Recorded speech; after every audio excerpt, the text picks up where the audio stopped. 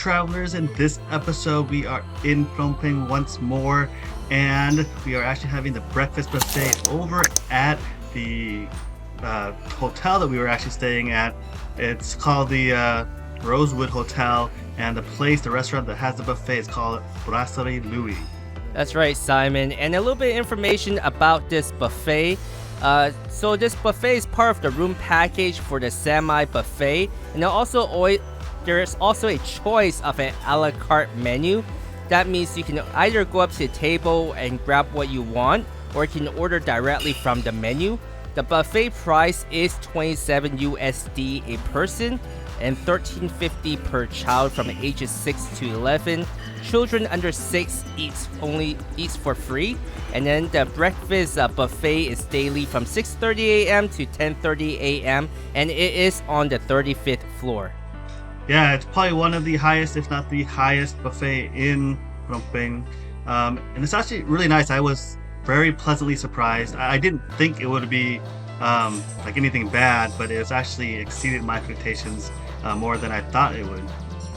Yeah, you're right, Simon. I was pretty blown away as well. I was thinking, okay, breakfast buffet at a hotel, it can't be that great, but it's actually really, really good. I mean, they have the live station serving like hot items with any type of eggs that you want, from eggs benedict, omelet, scrambled eggs.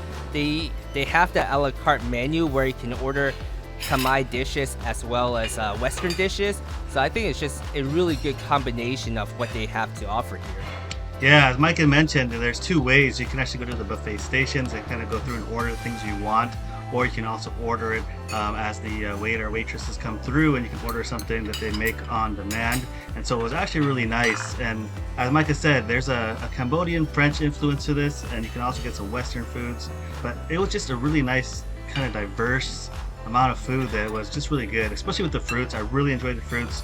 And of course, personally, one of my favorite is mangosteen, but in Khmer they call it mongkut, and it's one of my favorites. It's pretty expensive in Cambodia, so a lot of people they'll eat it, but it's more of a treat, not too often, but it's one of my favorites.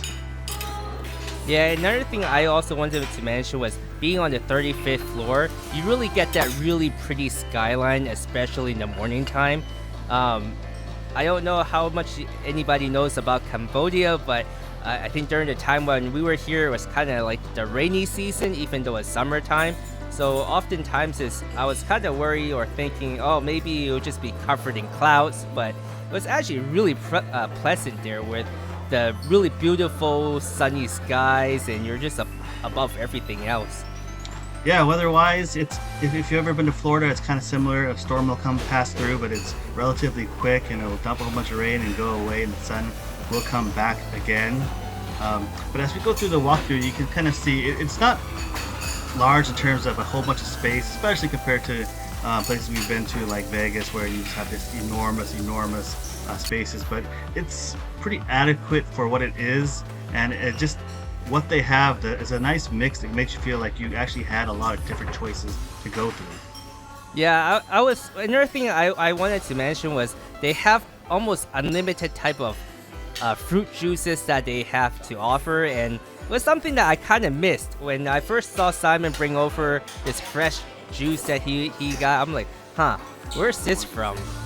Yeah, and one of the nice things was the waitress was actually telling me, she said, hey, you need to go get some fruit, it's all fresh squeezed, and they put it in those reusable glass bottles, very common that you'll see in French restaurants.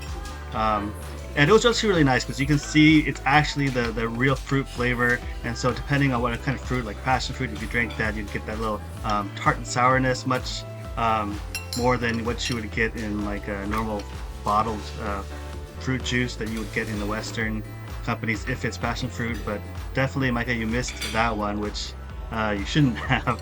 Yeah, unfortunately, I missed that one. But other than fruit juices in that juice section or fridge section, they also had oat milk, whole milk, almond milk, soy milk, and they even had like peanut butter smoothies as well. Another thing I wanted to mention is, unlike other buffets that we've been to, normally for breakfast buffets, when you order like an omelet for example, you usually have to wait around and wait for them to cook it and pick up your order. I think one thing they did really well here was you kind of tell them what you want, you make your order, then they bring it to your table when it's ready. And as you saw here, this is actually the mangkut or mangosteen. I kind of wanted to show a couple of ways to open it. One of the things that I kind of really wanted to point out was for mangosteen, like if you have a good one, you should be able to hold it in your palm and press slightly, and the skin will go in. Or you'll have an impression on it. If it's really hard and you can't do that, it's probably either rotten or getting close to it. But you can see two ways where if you don't have a knife, you can actually just kind of crush it a little bit and open up the shell. And if you do have a knife, then you can actually cut just right down the middle and pop it open really nice and easy and get that really delicious sweet white flesh. And one of the dishes that I got from the menu was the Khmer dish, which is the lot cha, and that's the wok fried short rice noodle with I think chicken in this case, and egg and bean sprouts. I had tried this in another restaurant and wanted to compare, and I thought they made it pretty good here.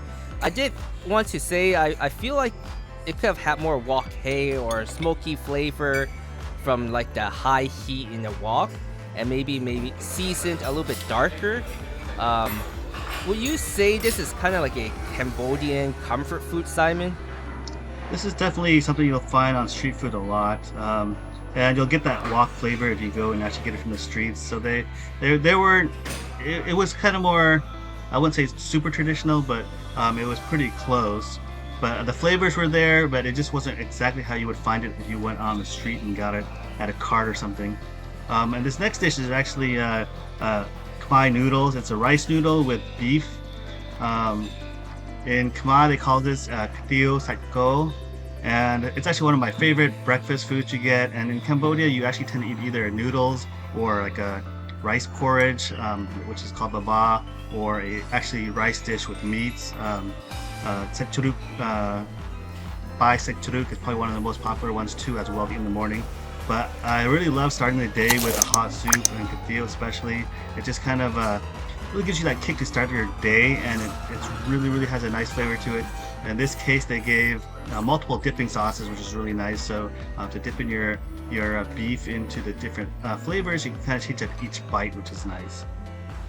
Yeah, I really like the portion size as well for these noodle dishes. I kind of feel like it had just the right amount of portion. So if you really feel like you were really hungry that morning and you needed a second one, you could definitely order a couple different ones to try.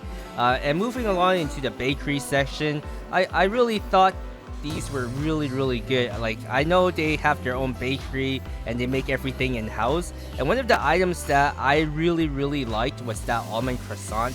I felt like it was so airy, it was so fresh. I think I ate at least 2 or 3 of them every single morning when I came here. Yeah, and as you can see, they actually had the honeycomb. One of the things you can actually find on the streets is actually getting an entire honeycomb, even with the bee larva and the honey into it. In this case, there was no larva, it was just the honeycomb itself, but you definitely know you're getting nice, fresh honey, which is absolutely delicious, and I actually got some of that myself. But yeah, their pastries were wonderful. It definitely, you can tell it was made with a lot of knowledge, and definitely, you know, with Cambodia and the history they have with the French and the French cuisine, like you could tell is actually all put into one with really great things to eat. Yeah, I one thing I was kind of more disappointed on was that donut. I kind of felt like it needed more flavoring from the cream inside, but it was still very light in flavor. I didn't feel like it was like overly sweet or anything like that. Did you have a chance to try one of those, Simon? Yeah, and I believe what you had was a beignet, and I didn't have one of those. I did have the croissant and some other things I wanted to try.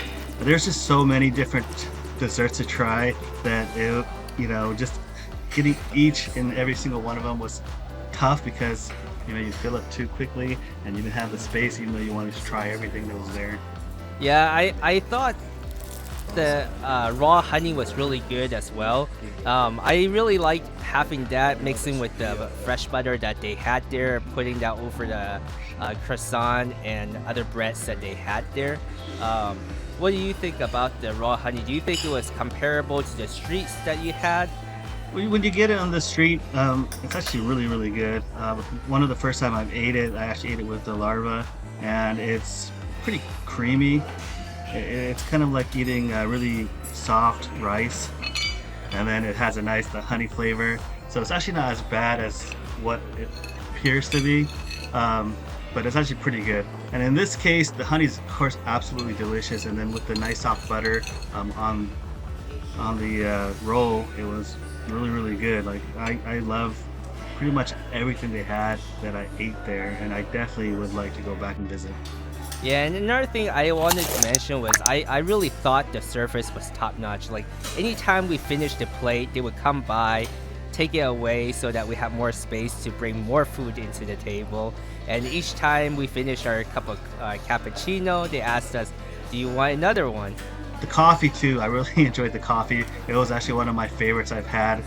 It was just so delicious. The beans that they had, that they use, the flavor it comes with, it was so good. And being from Seattle, Micah, we are around lots of coffee, and definitely this was really a great place. So if you really want to have a really good breakfast and you're in Phnom Penh, don't forget to go to Brasserie Louis over at the Rosewood Hotel.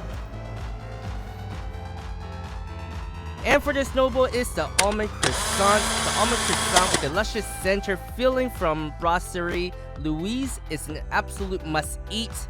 Its exterior shatters with crisp golden shards while the interior layers remain beautifully flaky and airy, delivering that irresistible contrast in every bite. The filling strikes the perfect balance, not too sweet, just enough sweetness that enriches the pastry without overwhelming it. And once you taste it, you crave one every single day. If you've enjoyed the content you've seen, don't forget to support the channel and hit like and subscribe. And if you want to see additional pictures of food and our travels, go over to our Instagram page and follow us there. Thanks for watching.